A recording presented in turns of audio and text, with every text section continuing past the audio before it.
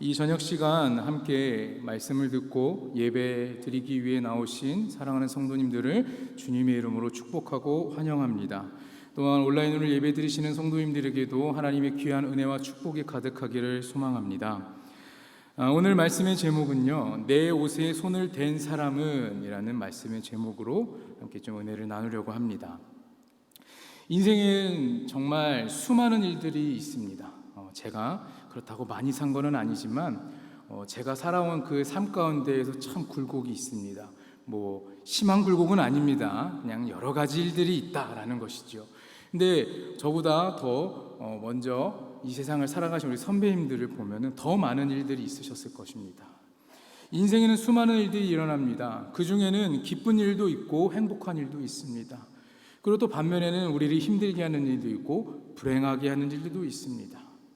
우리의 육체는 너무나 연약하기에 사단이 이 세상 가운데 활동하고 있으면 우리는 계속해서 불행한 일을 당할 수밖에 없습니다. 자, 그런데 우리가 불행한 일을 당한다 할지라도 여기서 중요한 것은 그 불행을 만났을 때 우리의 태도인 것입니다. 그것을 어떻게 처리하느냐가 매우 중요한 것이죠. 불행을 만난 사람의 처리 방법에 따라서 걸림돌이 될 수 있고 아니면 그게 디딤돌이 되기도 합니다. 마가복음 5장은요, 예수 그리스도의 능치 못함 없는 능력을 나타내고 있습니다. 특별히 예수님은 영혼 구원의 복음을 전하는 일을 집에 계시든지 길을 걸어가시든지 혹은 회당에 있을 때든지 멈추지 않으셨습니다. 마가복음 5장 23절에 보면 회당장 야이로가 예수님을 보고 그 발에 엎드려 이렇게 이야기합니다. 내 어린 딸이 죽게 되었사오니 오셔서 그 위에 손을 얹으사 그로 구원을 받아 살게 하소서, 이렇게 간구하고 있습니다. 이런 내용을 담고 있는데 예수님은 그의 요청을 들어주기 위해 야이로와 함께 그의 집으로 갑니다. 자, 그의 집으로 가던 도중에 일어난 사건이 오늘 함께 읽었던 본문의 말씀이죠. 야이로의 집으로 향하던 예수님은 예수님을 둘러싸고 있던, 따라오고 있던 많은 군중을 향해서 누가 내 옷에 손을 대었느냐 하시면서 발걸음을 멈추시고 돌아서려 하셨습니다. 예수님의 뜻밖의 질문에 제자들은 이 큰 무리 속에서 어찌 그런 질문을 하시냐고 대답합니다. 그러나 예수님의 질문은요, 결코 우연이 아니었습니다. 질문과 동시에 주님의 몸은 한 여인을 찾으셨습니다. 오늘 본문을 보면 한 불행한 여인이 등장하죠. 이 여인은 혈루증을 12년 동안 앓고 있었습니다. 혈루라는 말은 피가 조금씩 새는 것으로 혈루증은 하혈이 계속되는 것을 말합니다. 창세기 9장에는 피가 생명이라고 말씀합니다. 자, 그런 의미에서 피를 계속해서 잃어간다는 것은 생명을 잃어가는 것과 같은 것이에요. 율법에서는 이런 자를 부정한 자로 여겼습니다. 그래서 다른 사람과의 접촉이 금지되었습니다.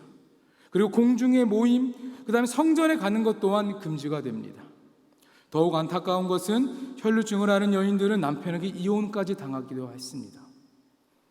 그러므로 이 여인은 12년이라는 긴 시간 동안 고통과 마음의 아픔을 가지고 완전히 소외된 외톨이의 삶을 살았습니다. 절망에 빠져있던 여인은 예수님에 대한 소문을 듣게 됩니다. 예수님의 기적적인 언행을 겪고 또한 보고 들은 사람들의 입을 통해 전해진 그 소문을 듣게 됩니다.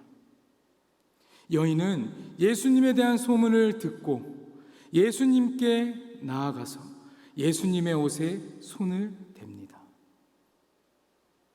여인은 이미 자신의 병 때문에 절망에 빠져 있던 상태였습니다. 모든 것을 다 포기하고 있던 상태였어요.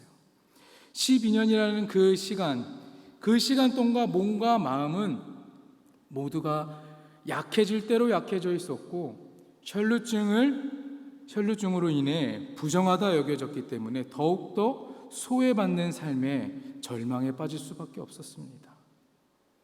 그렇다고 이 여인이 아무런 노력을 안 한 것은 아닙니다. 병을 고치기 위해서 할 수 있는 모든 노력을 다 했습니다.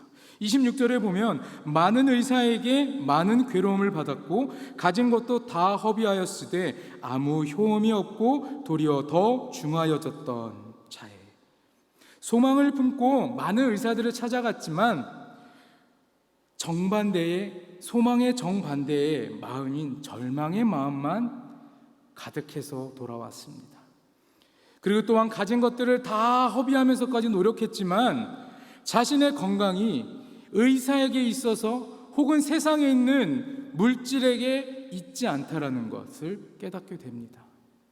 모든 것이 아무 효험이 없이 더 중해지는 악순환의 연속이었습니다. 더 이상은 그 병과 싸우고 내가 병이 더 낫기 위해서 뭔가를 하겠다라는 그런 기력과 의지조차 없었습니다. 12년이라는 시간은 깊은 절망으로 계속해서 빠져드는 시간이었습니다. 그곳에서 헤어나올 수 없을 정도로 계속해서 깊이 빠져들었어요. 더 이상의 희망을 기대할 수 없는 시간이었습니다. 이 여인과 같은 모습이 사실은 지금의 현재를 살아가는 사람들의 모습이 아닐까 생각해 보게 되었습니다. 자신에게 어떤 문제를 해결해 보기 위해서 끊임없이 애를 쓰고 이 사람 저 사람 용하다는 사람들을 찾아다니기도 합니다. 그리고 가지고 있는 돈을 쓰기도 하고 시간들을 다 투자합니다. 이렇게 자신의 문제를 해결하기 위해서 세상 것을 바라보고 세상의 문질로만 해결하려는 사람들이 얼마나 많은지 모릅니다. 그런 시간이 지나면 지날수록 애쓰고 수고한 만큼 문제가 해결되어야 되는데 문제가 해결되기보다는 더욱더 복잡해지고 어지러워지는 일을 경험할 때가 있습니다. 마치 뒤엉킨 실타래를 풀어보려고 하다 보니 더 엉키게 되는 악순환이 이어질 뿐이었습니다. 근본적인 해결책을 찾지 못하는 경우가 우리들의 삶에 너무나 많습니다. 이 여인이 의사를 통해 병을 고쳤더라면 과연 예수님께 나아왔을까요? 이 여인이 가지고 있는 돈을 다 써서 많은 의사들을 만나고 세상에 있는 좋은 약 먹은 것들 다 해서 고쳤더라면 예수님께 나아왔을까요? 이 여인은 세상에서 절망감을 맛보았기 때문에 내가 잘 모르는 예수님의 소문을 듣고 마지막으로 작은 희망을 가지고 예수님께 나아갈 수 있었던 것입니다. 27절 말씀을 보면 예수의 소문을 듣고 무리 가운데 끼어 뒤로 와서 그의 옷에 손을 대니, 이렇게 기록합니다. 자, 이 27절의 말씀은 여인의 행위만을 아주 담백하게 표현한 것입니다. 여인은 예수님께 소망을 둔 믿음이 있었습니다. 그 믿음이 오늘 우리가 듣는 말씀의 가장 중요한 것입니다. 첫 번째, 예수님의 소문을 들었습니다. 그 여인은 많은 사람들에게 예수님의 소문을 들었습니다. 절망 가운데 빠져있던 여인에게 예수님에 대한 소문이 사방에서 들려옵니다. 병든 자를 고치시고 죽은 자를 살리시고 문둥병을 깨끗하게 하시며 귀신도 쫓아버리시고 벙어리를 말하게 하고 안진뱅이를 다시 걷게 하시는 등 예수님이 행하신 수많은 기적과 이적들의 소문을 그 여인은 듣게 됩니다. 예수님에 대한 소문은 여인에게 복음 중에 복음이었습니다. 희망의 복음이었습니다. 예수님은 복음이고 예수님은 구원이십니다. 로마서 10장 17절을 보면 믿음은 들음에서 나며 들음은 그리스도의 말씀으로 말미암았다고 합니다. 믿음은 들음에서 나는 것입니다. 수많은 소문들이 이 말씀처럼 그 여인이 들었을 때에는 그 여인의 마음에 믿음이 생긴 것입니다. 절망에 처한 여인은 예수님의 소문을 들을 때 자기의 것으로 받아들였습니다. 절망에 처한 여인은 예수님의 소문을 나와 관계된 말씀으로 들었습니다. 절망에 처한 여인은 예수님의 그 소문을 나를 살리는 구원의 말씀으로 받아들였습니다. 항상 우리는 어떠한 문제를 갖고 있든지 하나님의 말씀으로 해결할 수 있는 소망을 가져야 할 것입니다. 하나님의 말씀을 들을 때 내 주변에 있는 사람의 기준과 그 이야기가 아니라 하나님께서 내게 주시는 그 말씀을 받을 때 은혜가 되는 것이고 문제를 해결할 수 있게 되는 것입니다. 혈루증을 앓고 있어서 절망에 빠져있던 여인은 그 예수의 소문을 듣고 예수님을 통해 삶에 희망이 생긴 것입니다. 예수님은 이 여인뿐만 아니라 우리에게도 복음이시고 희망이 되십니다. 여러분도 예수님만 의지하시고 예수님만 붙잡고 살아가시는 귀한 성도님들이 되시기를 간절히 축원합니다. 우리도 이 여인이 들었던 것처럼 예수님을 많은 사람들에게 알리면 좋을 것 같습니다. 소문을 내면 좋을 것 같습니다. 예수님의 말씀, 예수님이 하신 일이 기록되어 있는 그 성경에 따라 그 성경을 전하면 예수님에 대한 소문을 우리가 전하는 자들이 되는 것입니다. 이 여인이 모든 것을 포기하려고 했던 그 순간에 예수님의 그 기적을 보고 듣고 함께했던 사람들이 그것을 이야기하고 소문을 냈기 때문에 그 여인의 귀에 들렸던 것이지 않습니까? 아직도 이 세상 가운데는 하나님을 모르고 살아가는 자들이 너무나도 많습니다. 하나님을 조롱하고 손가락질하는 사람들이 너무나 많습니다. 그들은 아직 하나님을 만나지 못했습니다. 아직 본 적도 없습니다. 그러나 그들이 우리가 배우고 우리가 받은 그 은혜를 소문내고 다닌다면, 그들이 그 소문을 들은다면 그들 마음 가운데도 믿음이 생길 것이고, 그리고 그들이 이곳에 모여 함께 하나님을 예배할 수 있게 될 것입니다. 그러니 우리가 하나님을 통해 경험했던 그 은혜를 소문내시고 많은 사람들이 예수님을 찾아오게 만들어야 할 것입니다. 그러면 여인이 모든 것을 포기하고 죽으려고 했다가도 다시 한번 살려 했던 것처럼 우리도 절망에 빠져서 삶을 포기하고 모든 것을 다 밀쳐버리려고 했던 그 어떤 누군가를 살릴 수 있는 사람이 될 것입니다. 두 번째는 예수님께 가까이 오는 믿음이 있었습니다. 여인은 소문을 들었습니다. 예수님을 보기 위해서 모인 무리들에 끼어서 함께 했습니다. 많은 기적을 소문으로만 듣고 직접 눈으로는 보지도 못하고 한 번도 만난 적 없는 그 예수님에 대한 이야기만 듣고서 그에게로 향해 나아갔습니다. 24절에 보면 이에 그와 함께 가실새 큰 무리가 따라가며 애워싸 밀더라. 많은 무리가 예수님께 몰려 있었습니다. 아주 인산인해였습니다.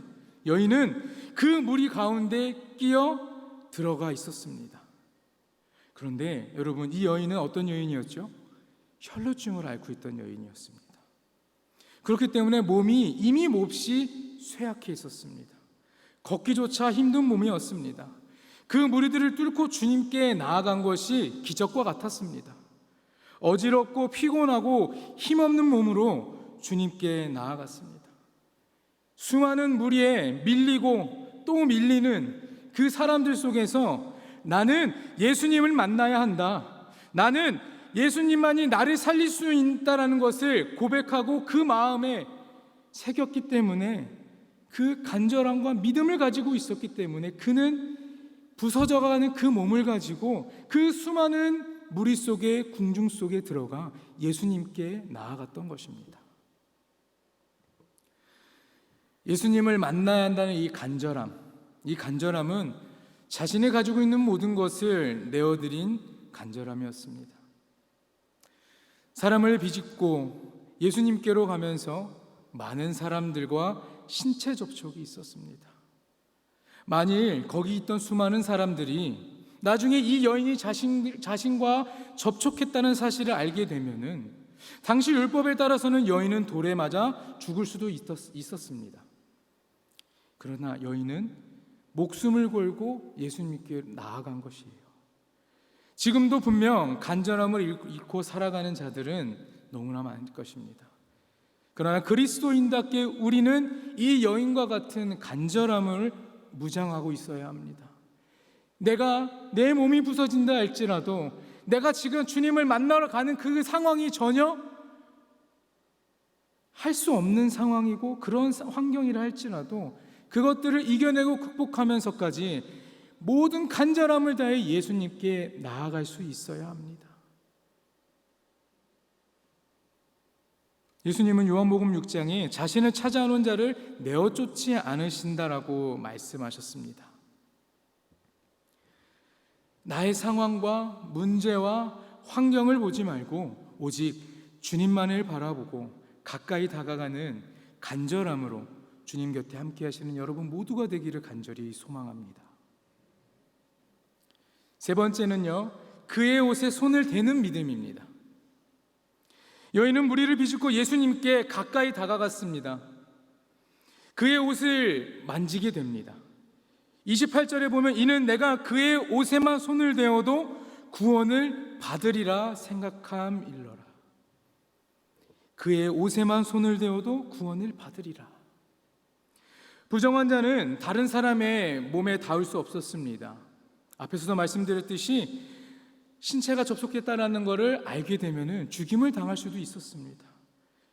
그런 부정한 자는 다른 사람의 몸에 닿을 수 없었기 때문에 그녀의 믿음은 아주 담대한 믿음이었고 절망을 뛰어넘는 결단이었습니다. 히브리서 10장에 보면 너희 담대함을 버리지 말라, 이것이 큰 상급을 얻게 하느리라. 우리가 살아가는 삶에 있어서 여러분 담대하시기 바랍니다. 아니면 당당하게 살아가시기 바랍니다. 내가 하나님의 백성인 것을, 내가 예수 그리스도를 따르는 그리스도인이라는 것을 여러분 이 세상 가운데 숨기지 마시고 당당히 담대히 살아가시길 부탁드립니다. 예수님의 옷에 손을 댄 것은 그 여인에게는 그만큼 대담한 행동이었습니다. 믿음은 사람으로 담대하게 만드는 힘을 가지고 있습니다. 그의 옷에 손을 대어도, 손만 대어도 구원을 받으리라는 것은 이 여인의 생각이었습니다. 그 여인의 믿음이었던 것입니다. 누가 이렇게 하면은 된다라는 것을 알려준 자가 없었습니다. 마지막 희망을 붙잡고 그 믿음의 마음으로 나와 그 믿음으로 예수님의 그 옷에 손을 대니 고침받을 수 있던 것입니다. 사랑하는 여러분, 여인은 12년 동안 해결받지 못한 문제를 단 한순간에 해결받았습니다. 절망 가운데 있던 여인은 확실한 피난처를 만난 것입니다. 그 피난처로 뛰어 들어간 것입니다. 절망적이고 모든 것을 포기하고 죽고 싶은 그 심정 가운데 있었지만 작은 그 희망, 내가 알 수 없고 내가 본 적도 없던 그 예수의 소문만을 듣고 그 예수의 품에 뛰어든 것입니다. 예수님의 옷에 손을 댄 것이 예수님 품에 뛰어든 것과 같은 것이에요. 믿음의 행위는 능력을 끌어들인 것입니다. 문제를 해결하는 주님의 그 능력은 믿음의 행위에 따라 일어나게 된다는 걸 믿으시기 바랍니다. 믿음이 없이는 아무런 역사가 일어나지 않습니다, 여러분. 믿음으로 내미는 그 손에, 믿음으로 내민 그 손에 전능자의 능력이 흘러나와 우리의 문제들이 해결되고 기적을 체험하게 되는 것입니다. 우리는 문제를 해결하고자 참 많은 것들을, 참 다양한 것들에 손을 대고 있습니다. 물질적인 것도 있고요. 그리고 주변에 있는 많은 인재들과 사람들, 또한 인정받고 싶기도 하고 칭찬도 있습니다. 우리의 현재 문제, 또한 두렵게 하고 행복하지 못하게 하는 문제들을 해결할 수 있는 것을 우리는 기대하기 때문에 세상에 있는 수많은 것들에게 다 손을 대고 있습니다. 그러나 매번 겪는 것은 무엇입니까? 해결받음이 아니고 괴로움이고 허무함이고, 우리가 또 다른 문제, 또 심각한 문제, 더 이상 손쓸 수 없는 문제에 넘어지게 되는 것입니다. 내가 이것에 딱 손을 댔을 때 해결할 수 있겠다라는 그런 믿음이 있었겠지만 그렇지 않습니다. 그러면서 우리는 계속해서 그 어리석은 행동을 계속합니다. 예수에게 손을 뻗고 예수의 옷자락을 만질 수 있어야겠는데 예수가 아닌 세상의 것을, 세상에 있는 것들을, 악한 것들에 더욱더 손을 대고 있습니다. 오늘 말씀을 통해 우리에게 주신 것은 오직 그의 옷에만 손을 대어도 구원을 주신다라는 것입니다. 누구의 옷입니까? 다른 사람들의 옷이 아닙니다. 오직 그의 옷, 예수님의 옷에만 손을 댄다면 구원을 받는 것입니다. 그런데 우리는 예수님이 아닌 다른 것을 움켜쥐고 있습니다. 그것들을 놓지 못해서 그것들에게 구원을, 또한 해결을, 자유함을 얻기 위해 기대하고 있습니다. 오직 예수님의 옷을 만질 때만 문제 해결이 아니라 우리 마음의 근본적인 문제가 해결되어 자유를 얻게 되는 것입니다. 31절에 제자들이 여짜오되 무리가 애워싸 미는 것을 보시며 누가 내게 손을 대었느냐 물으시나이까 하되, 예수님은 이 여인이 예수님의 옷을 만졌을 때에 권능이 자기 몸에서 나간 줄을 스스로 아셨습니다. 그래서 누가 내 옷에 손을 대었냐고 물으신 것이에요. 많은 사람들이 주님의 몸을 스쳐갔습니다. 너무나 수많은 사람들이 예수님의 그 기적을 보기 위해 그곳에 모였었습니다. 그렇기 때문에 예수님을 스치지 않은 사람들이 없었겠죠. 그러나 주님의 몸을 스쳤지만 진실한 믿음으로 손을 댄 사람은 오직 한 사람뿐이었습니다. 그렇게 믿음으로 주님의 옷에 손을 댄 사람을 주님은 찾고 계십니다. 오늘 이 자리에 나오신 여러분 모두가 이 여인처럼 믿음을 가지고 간절히 사모하는 마음으로 주님의 옷을 붙잡게 되기를 간절히 축원합니다. 주님의 옷자락이라도 만졌을 때에 그 옷자락을 통하여서 전달되는 그 하나님 예수 그리스도의 그 능력이 나의 삶에 변화를 가져올 것이고 나를 새롭게 할 것이고 나를 더욱더 강하게 굳세게 한다라는 것을 믿으시기를 간절히 부탁드립니다.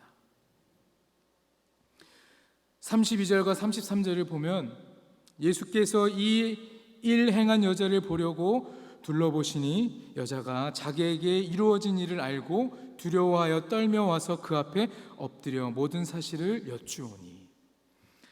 주님께서 왜 이렇게 말씀하셨을까요? 주님께서 이 여인을 찾아서 책망하려고 하셨을까요? 감히 내 몸에 손을 댔니? 내 옷에 손을 대었냐라고 책망하기 위해 그렇게 말씀하셨을까요? 그것이 아니라 내 옷에 손을 댄 것만으로 치유받은 것을 직접 그 여인의 입을 통해서 고백하기를 원하셨습니다. 예수님의 그 능력은 육신의 병을 치유하는 것만이 아니라 온전한 치유, 온전한 구원을 주시려고 한 것입니다. 더 이상 주변에 있는 사람들의 눈치를 보는 것이 아니라 혼자 마음속으로 기뻐하는 것이 아니라 당당히 내가 예수 그리스도의 옷을 만져서 치유받은 것을 선포하고 또한 완전한 구원과 자유를 선물로 받은 것을 수많은 사람들에게 고백하기를 예수님을 원하셨습니다. 여인은 그 뜻을 몰랐기에 두려워 떨며 주님 앞에 자신이 그랬다라는 것을 고백합니다.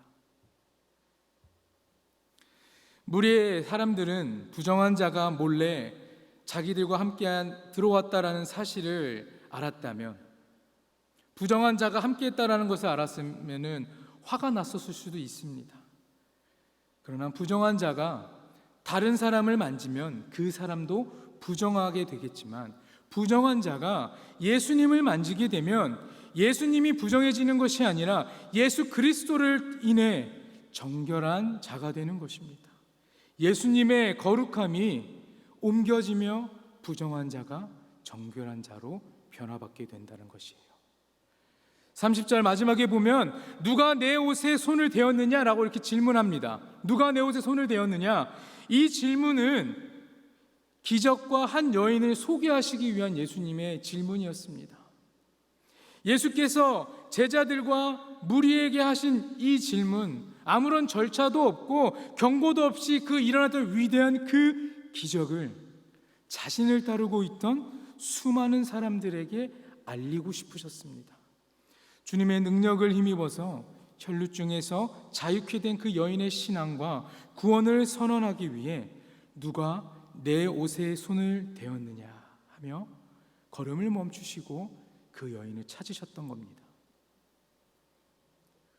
많은 사람들에게 자신이 치유받음을 고백했습니다. 그 여인이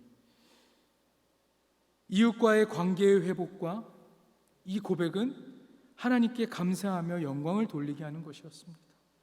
온전한 은혜의 자리에서 수많은 사람들에게 예수님에게 받은 그 능력, 예수님의 옷을 만졌을 때에 구원받는 것, 그것의 증거가 되게 하려 하심이었습니다.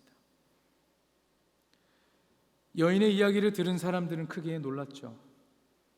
주님의 은혜를 받은 것을 숨기지 말고 그 사실을 증거할 수 있어야 합니다.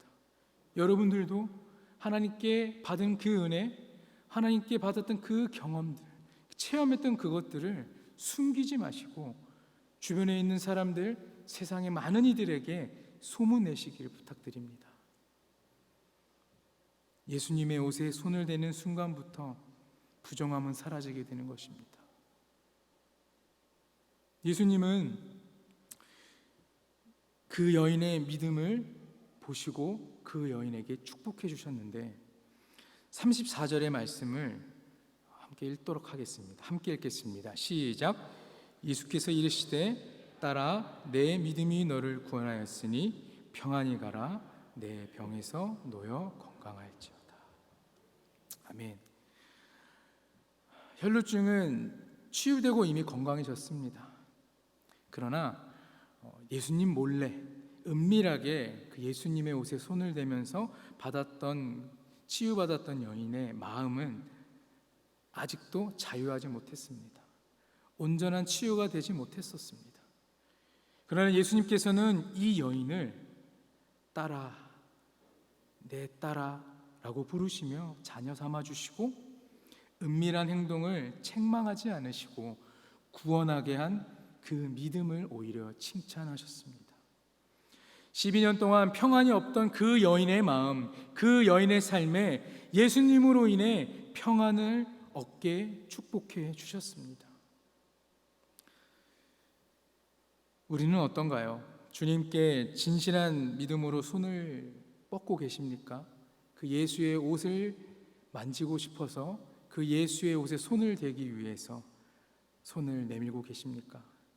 아니면 그냥 스쳐가는 사람들이십니까? 무리들에게 떠밀려 나도 모르게 에워싸 미는 그러한 사람들이십니까?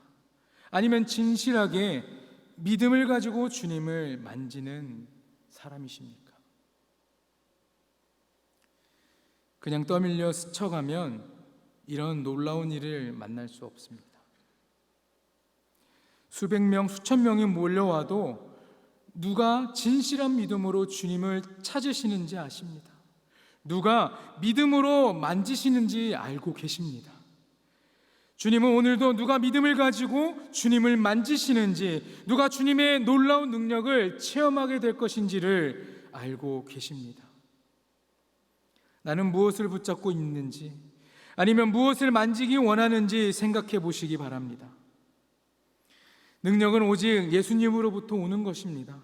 그 어떤 것도 아니라 예수님으로부터 오는 것입니다.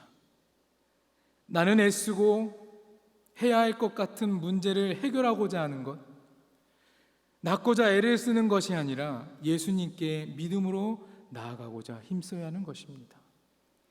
오늘 여러분들에게 어떠한 말씀을 전해야 될까 고민하였습니다. 오늘 들은 이 본문의 말씀은 너무나 잘 알고 계신 말씀이죠.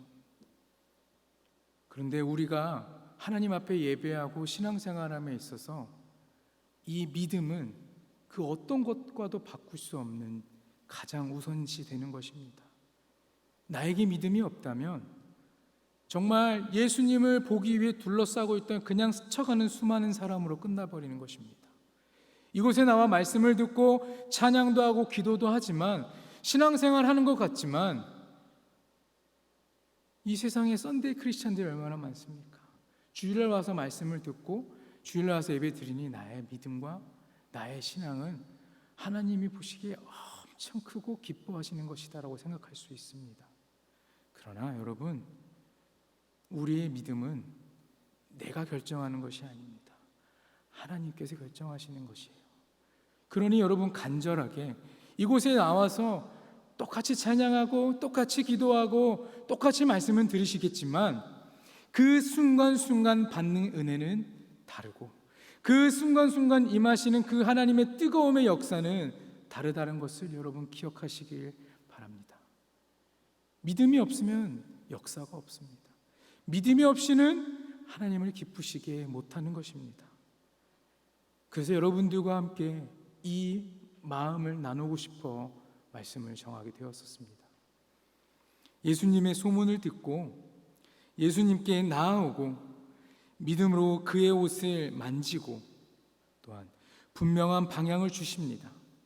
내가 이렇게 저렇게 해보겠다고 발버둥 치지 말고 여러분 그냥 예수님을 믿음으로 믿고 나아가시길 부탁드립니다. 예수님의 능력을 경험하는 믿음의 사람, 구원받는 사람이 되기를 간절히 소망합니다. 우리의 부족함 하나님께서 채워주십니다.